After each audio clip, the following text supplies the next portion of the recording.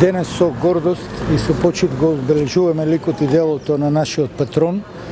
Гоце Делчев, кој што бил не само апостол на македонската слобода,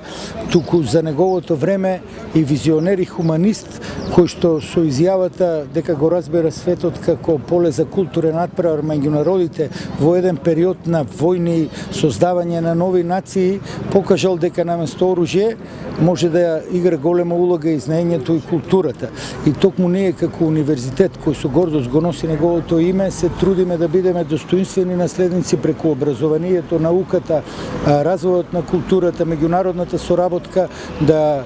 ги следиме принципите на хуманизмот кој великанот Гоце Делчев ги има поставено и да бидеме достоинствени наследници на неговото и носители на неговото име. Нека ни е вечен поменот на апостолот на македонската слобода.